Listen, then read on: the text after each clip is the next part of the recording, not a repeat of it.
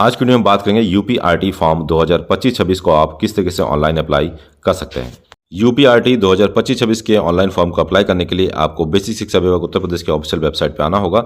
इसका लिंक आपको हमारे वीडियो के डिस्क्रिप्शन में मिल जाएगा। राइट हैंड साइड में आपको new online application student login का ऑप्शन मिलेगा। इस पर आपको टैप करना होगा। जैसे ही आप इस पर टैप करेंगे स्टूडेंट लॉगिन का ऑप्शन आ जाएगा। तो यहाँ पे राइट हैंड साइड में आपको न्यू स्टूडेंट रजिस्ट्रेशन का एक ऑप्शन मिलेगा। इस पर आपको क्लिक करना होगा। फिलहाल जो इस फॉर्म को अप्लाई कर सकते हैं 1 दिसंबर से ऑनलाइन अप्लाई लिंक एक्टिवेट हो चुका है।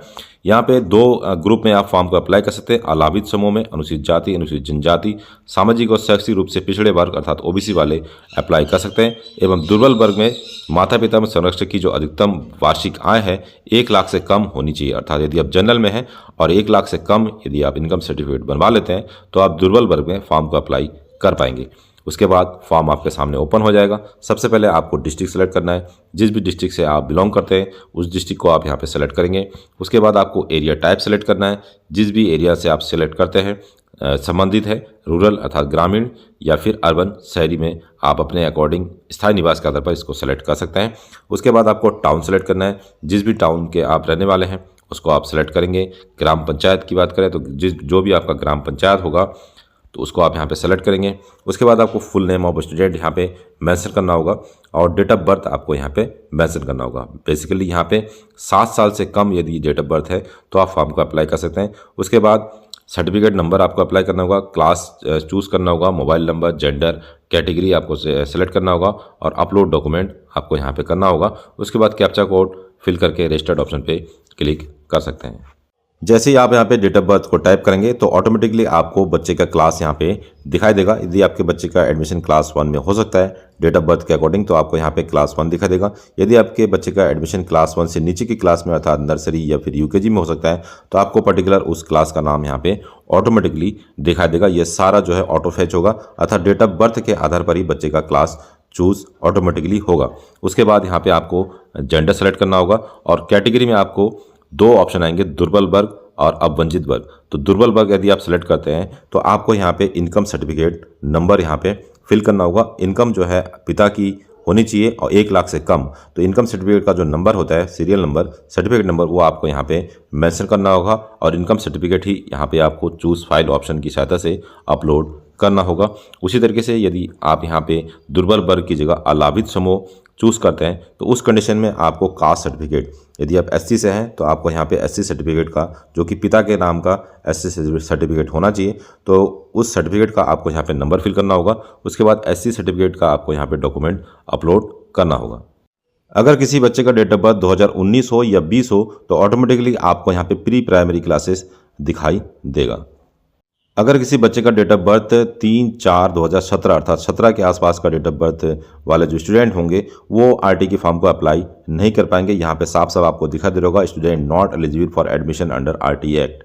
तो आरटी एक्ट में साफ साफ लिखा है 3 से लेके 7 वर्ष तक के जो बच्चे हैं उन्हीं का आरटी में एडमिशन होता है। यदि 3 साल से कम के बच्चे का 3 साल से कम यदि किसी बच्चे की उम्र हो तब भी आरटी के फॉर्म को आप अप्लाई नहीं कर पाएंगे और 7 साल से ऊपर के यदि किसी बच्चे की उम्र है तब भी आप फॉर्म अप्लाई नहीं कर पाएंगे। यहाँ पे साफ साफ आपको नोटिफिकेशन दिखा देगा student not eligible for admission under RT act.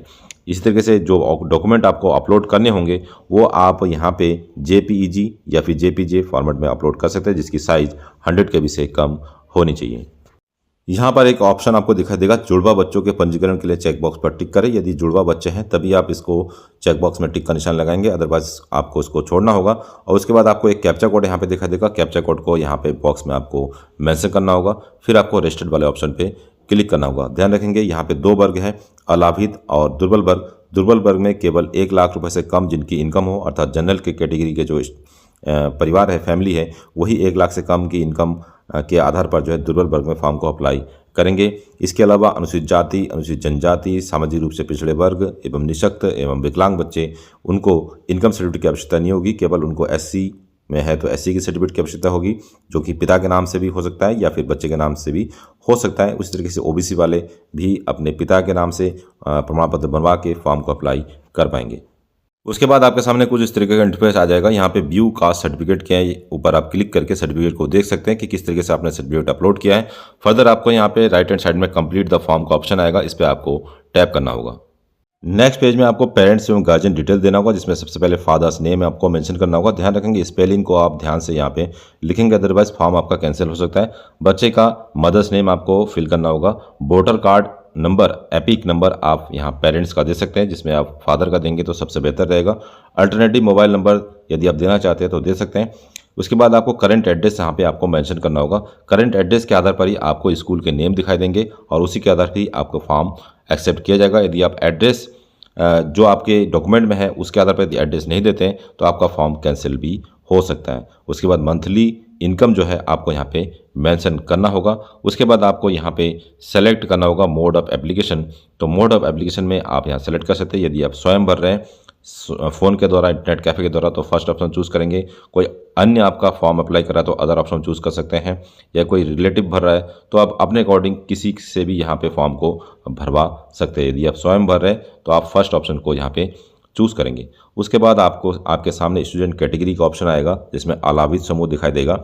Student सब कैटेगरी में 9th नंबर में जो भी स्टूडेंट का सब कैटेगरी होगा, अनुसूचित जाति है तो उसको सेलेक्ट करेंगे, अनुसूचित जनजाति है तो 2nd नंबर सेलेक्ट करेंगे, जो भी आपके पास है। लेकिन इसके संबंध में आपके पास प्रॉपर डॉक्यूमेंट होना चाहिए। यदि अनुसूचित जाति का है तो अनुसूचित जाति आप सेलेक्ट करेंगे और उसके संबंध में आपको यहाँ पे चूज़ अपलोड फाइल भी करना होगा। अनुसूचित जाति का डॉक्यूमेंट आप पेरेंट्स का अर्थात फादर का लगा सकते हैं। उसके बाद यहाँ पे उसके नीचे आपको एड्रेस प्रूफ के अंतर्गत वोटर कार्ड आप लगा सकते हैं, राशन कार्ड आप लगा सकते हैं, आधार कार्ड लगा सकते हैं, या फिर भू अधिकार पत्रिका या रूरल जॉब कार्ड आप यूज़ कर सकते हैं, पासपोर्ट ड्राइविंग लाइसेंस यूज़ कर सकते हैं, और फिर other document having address on it, कोई अन्य डॉक्यूमेंट जिस पे आपका एड्रेस होता है वो भी आप यहाँ पे लगा सकते हैं। तो आधार कार्ड या वोटर कार्ड सबसे बेहतर है, इसमें से आप कोई भी लगा सकते हैं और उसकी आपको यहाँ पे अपलोड भी करनी होगी, जिसकी इस फाइल की साइज है 100 KB से कम।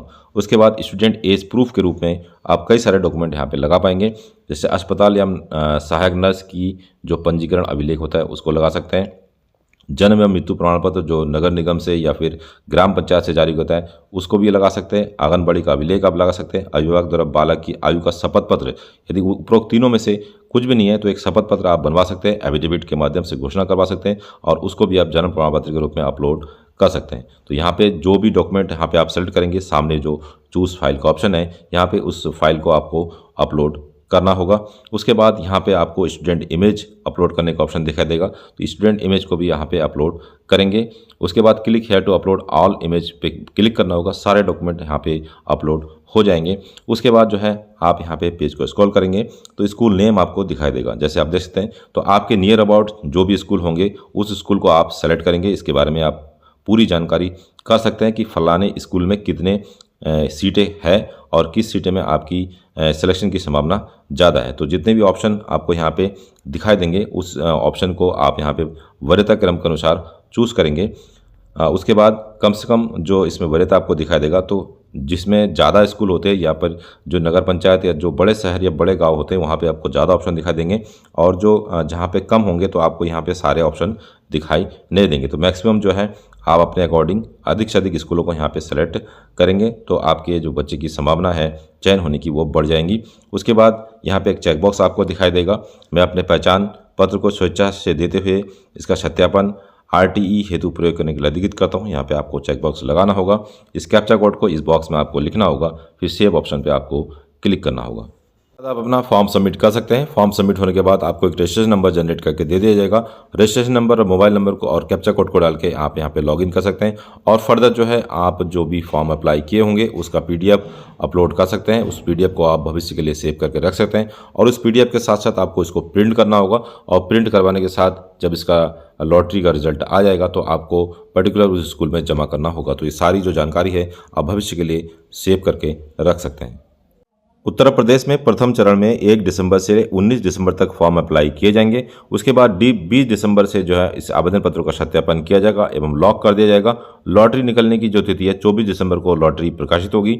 उसके बाद यदि आपके बच्चे का नाम लॉटरी में आता है तो जो भी आप फॉर्म अप्लाई करेंगे उस PDF का प्रिंट आउट निकालने के बाद जो भी डॉक्यूमेंट आप इस फॉर्म को भरते वक्त लगाएंगे उस डॉक्यूमेंट को लगाने के बाद संबंधित विद्यालय में आपको जमा करना होगा एवं इसकी सूचना आपको BO ऑफिस में लगातार मिलती रहेगी। इस वेबसाइट के माध्यम से भी आपको कई सारी जानकारी मिलती रहेगी। तो दोस्तों ये था आज का वीडियो। इस वीडियो के रिगार्डिंग कोई और जानकारी आपको चाहिए तो हमें कमेंट कर सकते हैं। मिलते हैं नेक्स्ट वीडियो में, तब तक के लिए अपना ध्यान रखिए। जय हिंद।